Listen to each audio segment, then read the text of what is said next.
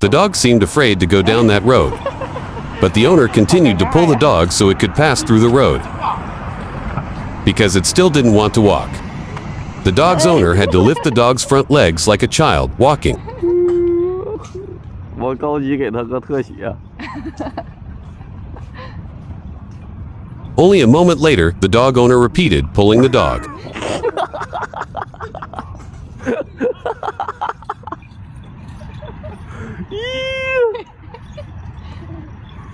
这狗是啥呢？绿豆儿 And lifted the dog's front legs, again so they could get to the other side of the road.